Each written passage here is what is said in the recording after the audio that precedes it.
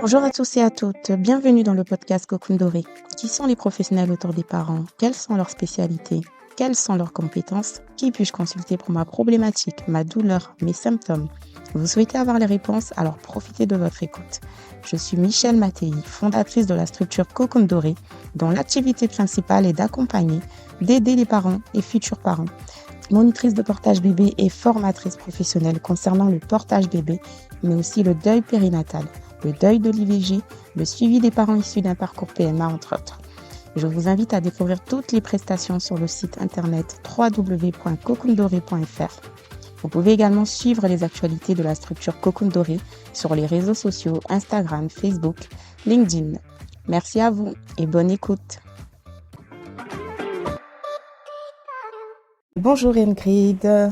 Salut Michèle. Alors déjà, merci de m'inviter.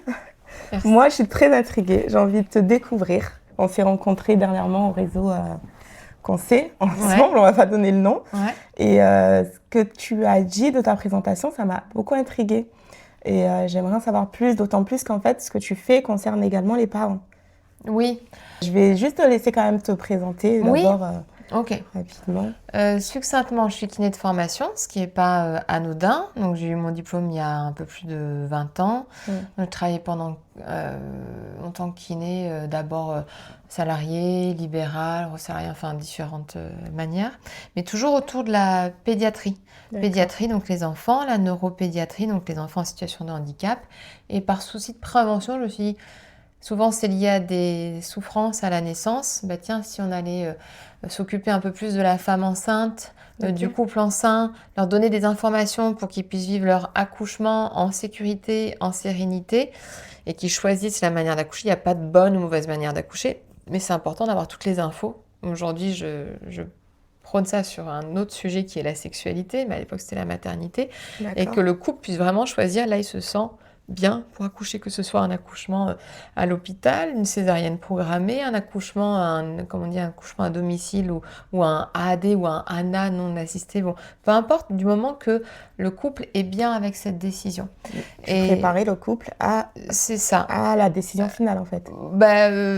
Par rapport à leur projet final, mon expertise restait le corps, c'était comment bien être connecté à bébé. Donc j'étais formée en autonomie, en autonie, comment bien se connecter à bébé même le temps de la grossesse, comment bien se connecter à son corps pour faire équipe avec son corps le temps de l'accouchement. Enfin, j'ai toujours utilisé, quelle que soit mon activité, cette expertise de kiné, de dialogue fin que j'ai avec le corps, et j'ai à la fois l'aspect très scientifique appris à l'école de kiné et l'aspect plus énergétique ou chamanique ou subtil qui peut paraître un peu bizarre, mais moi je suis exactement. D'accord.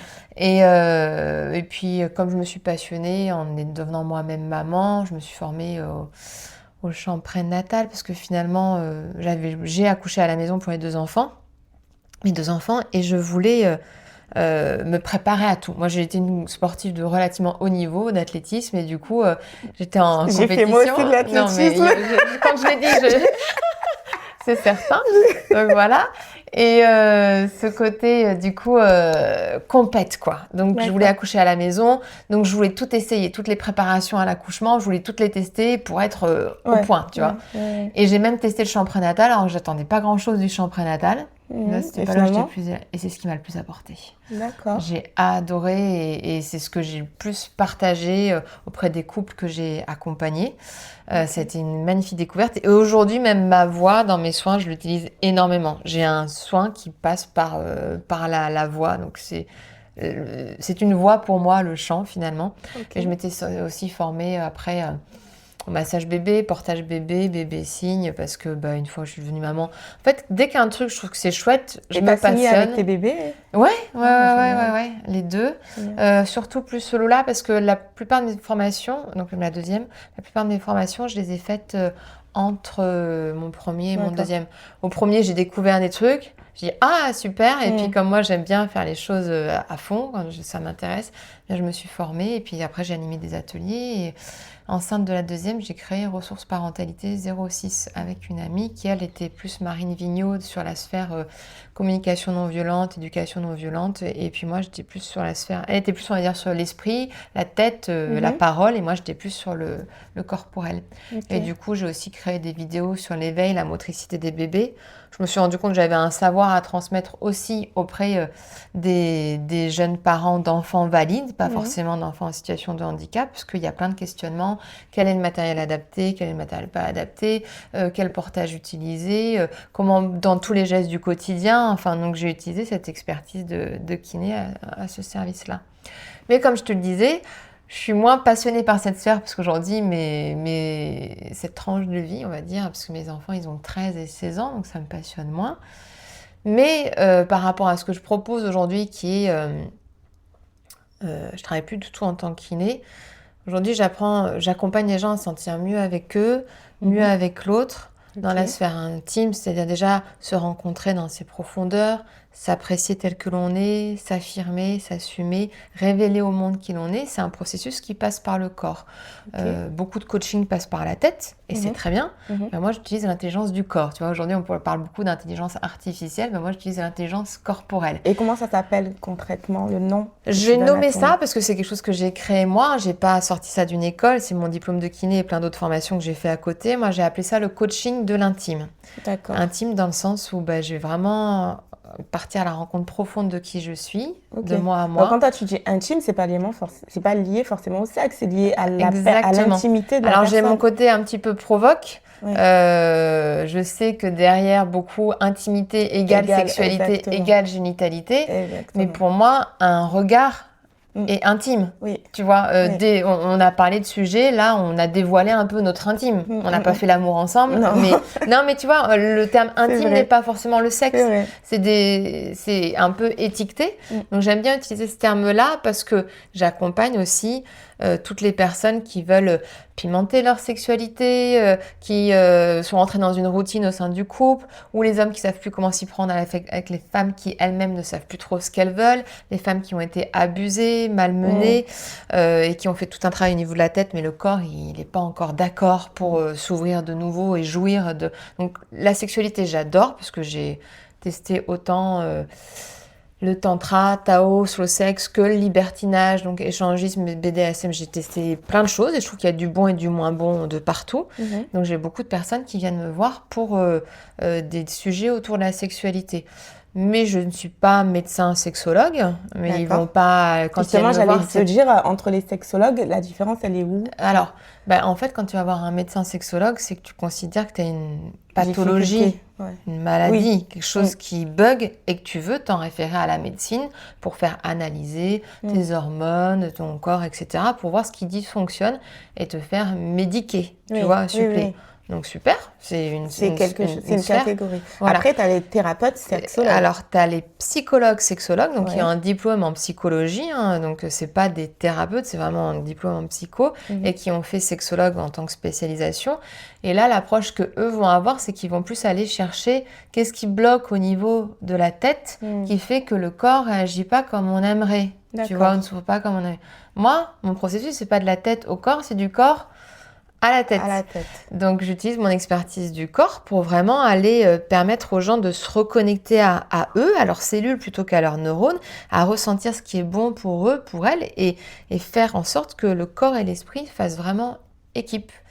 Et ça peut être pour des difficultés. Je peux avoir des hommes qui viennent me voir parce qu'ils atteignent la cinquantaine ou la soixantaine, ils n'ont pas des érections aussi fabuleuses ou réactives qu'ils avaient auparavant. Ils viennent me voir moi parce qu'ils n'ont pas envie de se faire médiquer ou parce qu'ils ont essayé, ça ne fait pas sens pour eux ou voient les limites. Donc ils n'ont pas de pathologie plus que ça. Certains, pour une même difficulté, pourraient aller voir un médecin sexologue parce que ça leur correspond. D'autres, un psychologue sexologue parce qu'ils vont se dire c'est au niveau de la tête, je me sens vieillir ou machin truc, ok.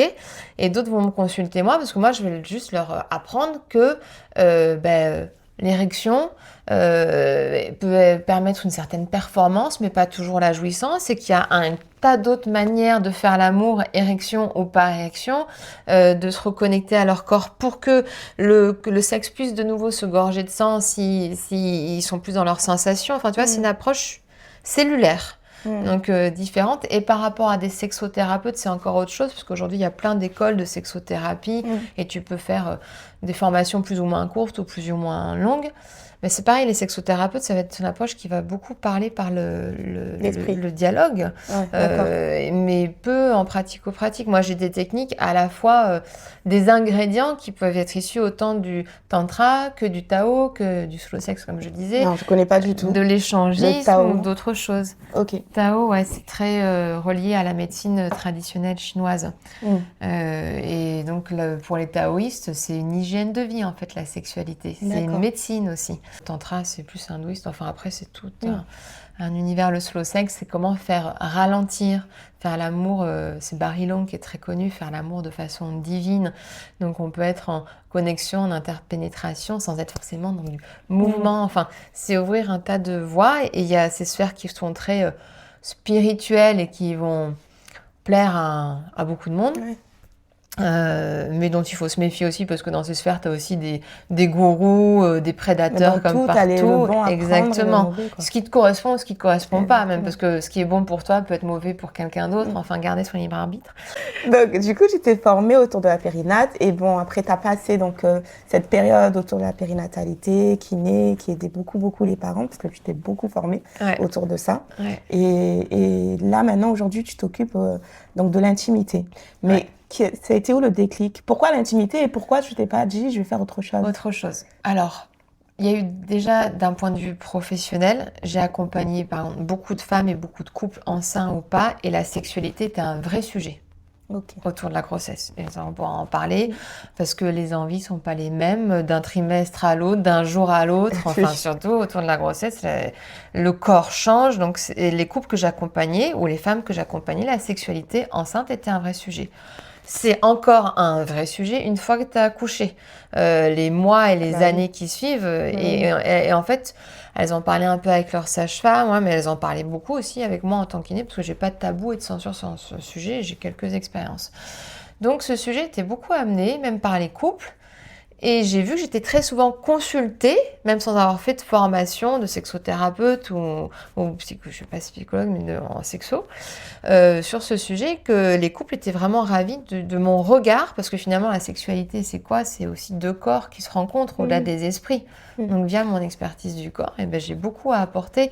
En accompagnement périnéal aussi, il y a une vraie connaissance du sexe de la femme. Le sexe de l'homme me passionne aussi. Donc, tu vois, c'est des zones du corps que je connais bien.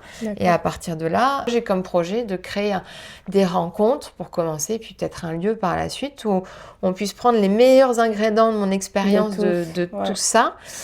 Et ce qui se rapproche le plus de ce qu'on voudrait créer, c'est le milieu sexpo, le milieu sex-positif, qui est vraiment un milieu où on va aller prendre de tout ce qui peut exister. C'est un milieu très inclusif et associatif, très trentenaire, LGBTQIA+, donc queers, tu vois, les personnes qui s'interrogent sur leur genre, sur leur orientation sexuelle, etc. Je peux pas en parler beaucoup parce que j'ai fait qu'un événement sexpo, mais je trouve que dans l'état d'esprit et la mentalité, c'est très chouette parce qu'il y a à la fois une recherche de beauté, de tendresse, et puis avoir sur différents thèmes. Après, je sais pas si c'est toujours très qualitatif parce que c'est très inclusif et très associatif. Donc, mais j'ai peu de recul pour en parler, mais c'est ce qui se rapprocherait le plus de ton projet. Ce à quoi j'aspire. D'accord. Et ça existe beaucoup, ça, en France? Il y en a beaucoup des... Sexpo, ça vient des États-Unis, si je dis pas de bêtises, et c'est assez dynamisé à Paris. Après, en dehors de Paris, tu vois, la communauté la plus proche de chez nous, c'est Marseille. Elle est plus BDSM. Donc, ici, il n'y a rien. Tu vois, il est temps de faire quelque chose. Je pense de créer une association dans un premier temps. Donc, comment tu appelles? C'est des patients, des clients que tu rencontres? Du coup. Parce que, justement... patiente, c'était quand j'étais kiné. Enfin, tu vois, je peux pas parler de patientèle. Donc, c'est vraiment une clientèle. Et comme je dis, avant, j'étais remboursée par la sécurité sociale. Aujourd'hui, vous venez me voir, vous ne serez pas remboursé parce que vous serez 100% satisfait. Ah, c'est drôle. Passer de la carte vitale, de la carte verte à la carte bleue. Enfin, je tiens vraiment à dire que évidemment, c'est une passion pour moi, et c'est aussi un business. Et l'idée, c'est que les gens investissent de leur temps, de leur énergie, de leur argent. Donc, on est d'accord qu'il n'y a aucune aide pour ça. Non. Mais je revendique un peu le fait qu'il n'y ait pas d'aide, justement. Parce que quand je vois tout l'argent qui est investi dans de l'alcool, dans des sorties, des loisirs, des fringues, des voitures, maisons, jardins, etc. Je dis, mais en fait, à tout le monde, je dis, et en fait, qu'est-ce qui va t'accompagner jusqu'à la fin de ta vie ? Ton corps. T'es sûr, jusqu'à la fin de ta vie, c'est ton corps. Il y a une seule certitude, c'est ça. Même tes fringues, t'es pas sûr. Donc, le premier élément sur lequel investir, c'est ton corps. Et si tu veux, je suis un peu confrontée au tabou qu'il peut y avoir autour du corps. Les psys, à l'époque, aujourd'hui, ça passe un peu mieux. Ça devient même un peu tendance de dire j'ai mon psy, mon coach, etc. Ça passe par la parole. Avant, c'était t'es dépressif. Aujourd'hui, le corps, c'est tout de suite sexe où on s'en occupe pour la performance, le sport, pour l'apparence, mais pour ce qui est de la jouissance et de l'intelligence du corps qui est au service d'une vie chouette et de lever un tas de dépendances, parce que quand tu es bien dans ta peau, t'as plus besoin de grand-chose en fait, tu vois. Il y a plein d'addictions aussi qui existent. Pourquoi ? Parce que les gens vont se chercher des sensations, mais ton corps, il t'apporte un tas de sensations si tu es à l'écoute et que tu vas vers ce qui est bon pour toi et tu n'as plus besoin de toutes ces substances-là. Donc, je suis un peu confrontée à ce truc-là de corps, sexe, mais pourquoi investir ? En gros, on s'en occupe pas parce qu'ils gèrent le corps et puis le jour où ça va pas, c'est maladie, c'est pris en charge par la sécurité sociale. Donc, je fais toute une éducation aussi pour une sensibilisation à dire, mais... C'est l'éveil des sens, le plaisir de la chair. Et puis, je crois qu'aussi, j'ai quitté la kinésithérapie parce que je faisais des choses en soins de plus en plus bizarres et venues nulle part. Si tu veux, quand j'ai commencé à utiliser ma voix, les femmes enceintes que j'ai accompagnées, et tu vois, je travaillais sur les paravertébraux, par exemple. Tu vois, quand tu as le poids de la grossesse, elles ont des douleurs au niveau lombaire, etc. Donc, tu fais ton travail de kiné avec tes mains, massage, ça passait plus ou moins. Puis une femme avec qui je me sentais bien. Bon, je faisais des soins à 4 mains, des fois avec mes collègues ostéopathes. Et puis je dis, attends, tu sais quoi, je vais te faire une vibration sonore là, que j'avais découvert aussi en chant prénatal. Donc je vais utiliser ma voix et faire un tunnel sonore sur tes paravertébraux. J'ai fait ça 2, 3 fois. La contracture avait vraiment lâché, sans utiliser mes mains, juste avec la vibration du son. Pourquoi ? Parce qu'on est foutu, après tu peux l'expliquer scientifiquement, mais on est fait de plus de 60%, 65% d'eau dans notre corps. Donc quand tu mets en vibration d'une manière ou d'une autre, eh bien tu vas lever les tensions, avoir une meilleure circulation d'énergie. Mais ça, c'est venu de manière intuitive. Les différentes formations que j'ai faites aussi en autonomie et autonie surtout. C'est ça le chant prénatal, parce que jusqu'aujourd'hui j'entends, mais je ne sais pas exactement c'est quoi. Je ne suis pas encore allée chercher. Mais ça, c'est pas grave. Je vais chercher quelqu'un qui en fait encore aujourd'hui. Bien sûr. Juste en quelques mots, bébé est dans ta bulle quand tu es enceinte, il sort de la bulle quand il est ex-utéro au moment de la naissance. Et ça, c'est ma sensibilité, mon expertise en tant que kiné. Tout d'un coup, et je sensibilisais beaucoup les parents, les couples enceints, il va se retrouver avec des sons beaucoup plus forts, une luminosité beaucoup plus forte, à réguler une température qu'il n'avait pas à réguler. Il va se retrouver dans un espace infini alors qu'il était unitéro, tu vois, dans son enveloppe. Il va se retrouver dans un milieu aérien alors qu'il était dans un milieu à queue. Et tout ça, mais en quelques secondes, tu vois, pour lui. Parce que l'accouchement, tu peux durer quelques heures, mais le temps, il commence à sortir sa tête, puis au pied, ça ne dure pas des masses, quoi. Bon, t'as le passage, qui n'est pas anodin, mais... Et surtout, il va aller rencontrer la gravité, tu vois. Et la gravité, c'est ce qui fait que quand il était unitéro, chouchou, il pouvait aller téter ses doigts, s'amuser avec son cordon, etc. Va retrouver ton pouce. Et avec mon expertise de kiné, j'ai vraiment été sensible à ça. Donc, tout ça pour revenir au chant prénatal où la vibration du son peut être une très belle transition le temps de l'accouchement, et ça peut être quelque chose que l'enfant, le bébé, va retrouver ex-utéro qui va vachement le tranquilliser. C'est comme une bulle, tu vois, sensorielle qui permet de mieux vivre ce passage-là. Un des grands avantages, c'est ça. L'autre grand avantage, c'est quand la femme chante et que c'est bien mené, elle va kiffer. Donc, elle va amener plein d'hormones, de kiff. Et le bébé, il va baigner dedans. Oui. Et puis, il va avoir cette mémoire-là. Donc, moi, le meilleur des doudous que j'avais avec mes enfants, c'était les comptines, les berceuses que j'avais pu chanter enceinte. Et que je rechantais quand tu es en train de lui changer la couche et qu'il râle un peu. Du tac au tac, ça s'arrêtait. T'as ça, et puis t'as tout l'aspect qui aide pour l'accouchement.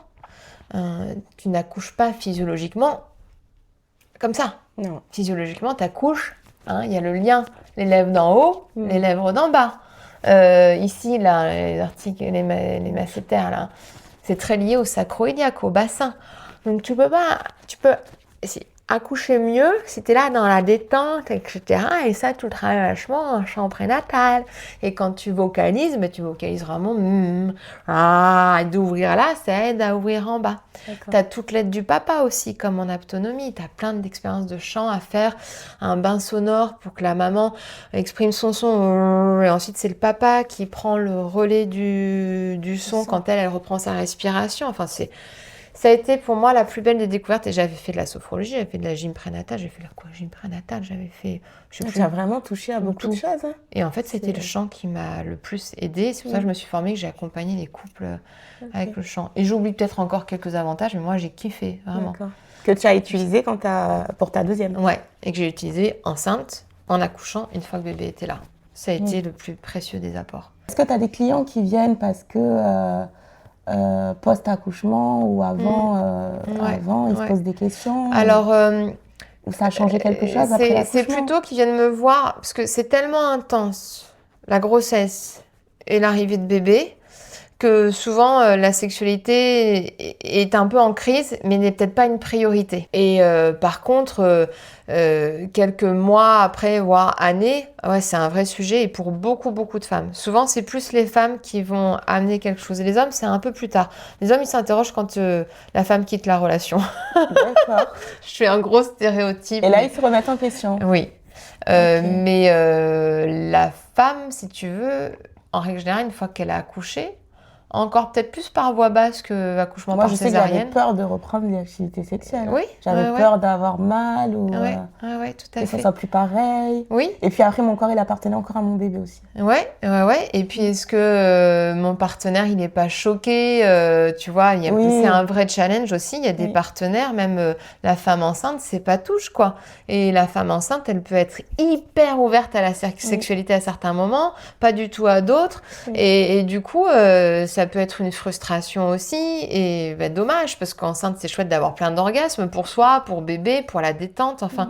Donc déjà, même enceinte, si tu veux, il y a plein de choses à aller explorer.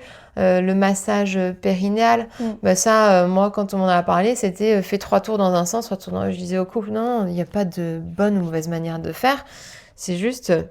aller hydrater cette zone, voir que ça peut être plaisant, sans chercher forcément une sexualité derrière, que le papa s'occupe aussi, c'est l'occasion, tu vois. Souvent, la sexualité, le sexe, c'est pour le sexe. Maintenant, déjà, tu vois, ça leur permettait d'avoir un autre regard sur le sexe de la femme et que la femme puisse poser un autre regard sur elle. Et puis, des femmes aussi qui, elles, à des moments, n'ont pas du tout envie de sexualité, mais pourquoi pas prendre soin? Et je dis, c'est l'occasion. Va aller explorer, excuse-moi, ce que c'est que... le sexe de ton homme et sans atteinte de sexualité, tu vois. D'accord. Mais du coup, concrètement, alors tes séances, comment ça se passe? Concrètement, mes séances aujourd'hui, pas de prêt-à-porter. On est sur du sur-mesure, voire de la haute couture. Les personnes me contactent. Je n'accompagne jamais une personne que j'ai pas eue en appel ou en visio pendant au moins 20 minutes ou une demi-heure, et c'est un temps qui est offert, ça. Parce que je veux que ça matche, je veux que la personne me sente bien, je veux bien sentir la personne. Donc, tu peux pas prendre rendez-vous en ligne et puis bonjour. C'est pas ma manière de travailler. Je n'ai rien contre ça, mais ça ne me correspond pas. Donc, elle me contacte, une demi-heure offerte, et on voit par rapport à la problématique de rapport au corps, de rapport à soi, de rapport à l'autre, est-ce que je peux être la bonne personne pour accompagner? Est-ce que la personne, c'est son moment? Est-ce qu'elle est assez motivée, etc. Et après... j'ai du coaching qui passe par la parole, que je nomme premier pas, où pendant 1h30, la personne va évoquer un sujet qu'elle veut vraiment aller explorer. Je vais lui donner des codes, des tips, etc., des ressources. Ça peut se faire en visio, mais je préfère le présentiel. Moi, je suis kiné, j'aime la chair et l'os, j'aime la rencontrer en vrai. Il y a du toucher dans ton approche? Alors, dans le premier pas, non, c'est que du coaching par la parole. Et puis, à partir de là, elle a à peu près 3 semaines, on refait un point à 3 semaines d'une demi-heure. On voit ce qu'elle a pu et su mettre en place pendant ce temps-là par rapport aux ressources que je lui ai partagées suite au premier entretien. Et on voit ce qui a bougé. Donc là, c'est le premier pas et je la vends à 150 € TTC pour à peu près 2 heures plus le temps d'appel découverte d'accompagnement. Ça peut être renouvelé plusieurs fois. Et puis après, quand je commence à travailler sur le corps, je demande un engagement. Parce que comme je dis, si je commence à travailler sur ton corps, mais qu'on ne fait pas tout le boulot, ben moi j'ai l'impression de te laisser de guingois. Et puis si après je ne vais pas t'autonomiser pour que tu puisses entretenir et cultiver cet état de bien-être par toi-même, ben, j'ai l'impression d'avoir fait le job à moitié. Donc mon offre phare est sur 15 heures d'accompagnement, corps en joie, et ça peut être des problématiques autour de la sexualité, mais ça peut être aussi du relationnel, de l'émotionnel, même autour d'une activité, assumer son leadership, tu vois, incarner des choses qui sont très intellectuelles, mais qu'on n'a pas encore un peu du coup de la sexualité, quelqu'un qui a eu des violences sexuelles, par contre, qui est pas forcément touché avec son couple par rapport à ça, mais la personne même a encore des difficultés à accepter son corps, elle vient vers toi. Oui, aussi ça aussi. Tout à fait. Acceptation du corps, difficulté par rapport à l'alimentation, le regard qu'on porte dessus, enfin voilà, ça peut aussi. Et donc les 15 heures d'accompagnement, c'est 5 rendez-vous de 3 heures chacun, où il y a un temps de parole, et puis après surtout il y a un temps de soins. Les 2 premiers soins j'œuvre sur le corps, les 2 soins suivants, la personne s'autonomise, on fait des expériences côte à côte, enfin chacun sur sa table, pour qu'elle puisse se rendre compte que par elle-même, elle peut retrouver cet état de bien-être ressenti au premier rendez-vous, à la fin des premiers rendez-vous, alors que je ne l'aurais pas touché. Et du coup, elle va avoir envie d'entretenir ça et se dire c'est possible, ça m'est accessible, parce que moi, c'est vraiment quelque chose d'important pour moi. Et le dernier rendez-vous, on va célébrer, intégrer, incorporer, voir ce qui a bougé ou pas. Et évidemment, quand on est sur cette offre-là de 15 heures d'accompagnement, plus de la dispo entre chaque rendez-vous, je reste dispo sur le canal WhatsApp, eh bien, on se fixe des objectifs de début d'accompagnement. En règle générale, on est sur 3 objectifs et à la fin, on voit qu'est-ce qui a bougé, etc. Et elle, si je l'ai nommée Corps en joie, je la vends 1500 € TTC. Corps en joie, les 15 heures plus la dispo entre 2 rendez-vous. Et le temps de découverte. Et les gens qui ont fait le premier pas, je défalque les 150 €, donc ils me payent juste le complément. Et puis après, j'ai folle première fois pour des personnes qui aimeraient oser quelque chose de fou, qu'ils n'ont encore jamais fait, mais ça peut être aussi monter sur scène, prendre la parole, aller visiter un club business, demander une augmentation, quitter une relation, quitter un job, créer une activité. Ça peut être tout ça aussi. Pourquoi ? Parce que c'est lié au corps ? Ah bah oui, quand tu as l'intention mais qu'elle est juste intellectuelle et que tu mets plein de choses en place, mais que le corps il incarne pas ça et il vibre pas ça, bah, tu fais la moitié du job de mon point de vue. Effectivement. Tu vois ? Pas vu de ce... Et tu stresses d'aller monter sur scène, mais si t'as que la tête en disant mais ça va aller, mais si t'as pas de pratiques corporelles qui vont te ramener au corps, et tu vas te rendre compte quand tu es ramené au corps que lui il gère très bien et qu'il n'y a pas de souci à se faire. Mais enfin, tout. D'accord. Tu vas demander une augmentation et puis tu es là et tu sens pas trop que tu le mérites et on t'a dit ce qu'il fallait dire mais tu l'incarnes pas et que tu te dis jamais je vais l'obtenir. Tu vois ce que je veux dire ? Bien sûr. C'est aller vraiment incarner. C'est pour ça qu'on cite c'est être incarné, intégrer, incorporer ces données-là et pour que tu n'aies même pas besoin de prendre la parole, tu vois que le non-verbal il insuffle tout ça. Et là, ça peut être aussi des choses plus autour de la sexualité, oser faire des photos nues. Alors, c'est pas moi qui vais faire les photos, mais tu vois, oser tester une plage naturiste, oser passer la porte d'un club libertin ou d'un love shop. Enfin, ça peut être plus autour de la sexualité, mais pas que. Et cette offre-là, elle est à combien ? Du coup, je le fais sur mesure, sur devis. C'est-à-dire qu'on passera quand même un minimum par le corps. Où est-ce que tu en es aujourd'hui ? C'est quoi ton défi ? Tu sens que tu as besoin de quoi ? Et là, je fais sur devis. Et là, tu détermines les heures et tout. Ok, d'accord. Voilà. Bien. Merci. Sachant qu'il y a aussi dans Corps en joie des personnes qui ont un petit challenge de vie, que ça veut passer par le corps, mais tu vois qu'il n'y a pas quelque chose de trop lourd. On peut faire juste un rendez-vous de soins, un rendez-vous d'accompagnement. Mais la plupart du temps, par rapport aux problématiques que j'ai accompagnées jusqu'à présent, cette offre est vraiment bien dessinée, définie. Après, On peut voir évidemment, s'ils sentent qu'ils n'ont pas besoin de ces 15 heures, on peut faire autrement. Et là, avec le réseau business que j'ai rencontré aussi, je me suis rendu compte que plein de personnes étaient adeptes de mon approche sans avoir forcément de problématiques ou de défis, mais en termes d'entretien. C'est-à-dire, on entretient nos véhicules, on entretient nos jardins, nos maisons. Le corps, pas tellement.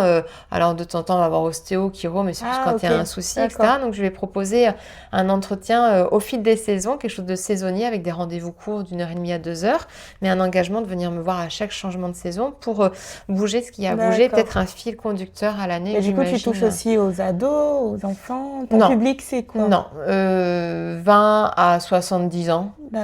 La plupart de mes clients entre 30 et 50. Ados, non, j'aime bien qu'il y ait quand même une certaine maturité, responsabilité. C'est un sacré enjeu d'accompagner. Je suis pas psy de formation. Et si tu veux, déjà, rapport au corps avec des adultes consentants, c'est quelque chose. Où est-ce qu'on peut te trouver? Sur mon site, ici, non, en m'appelant. Appelez-moi. J'aime pas les réseaux sociaux, j'aime pas l'ordi. J'adore rencontrer les gens comme on l'a fait là et discuter. Donc, il y a une demi-heure d'expertise offerte, d'écoute et d'expertise offerte. D'accord. Et ton site internet, c'est www.êtreincarné.com. Voilà où vous me retrouvez. D'accord. Merci beaucoup, Ingrid. Merci à toi. C'était chouette. Merci. Merci d'avoir écouté Cocoon Doré, le podcast qui vous fait découvrir les professionnels engagés dans l'accompagnement à la parentalité. Si cet épisode vous a plu, pensez à vous abonner et à nous laisser les 5 petites étoiles pour soutenir ce podcast. Merci à tous et à bientôt pour une prochaine écoute.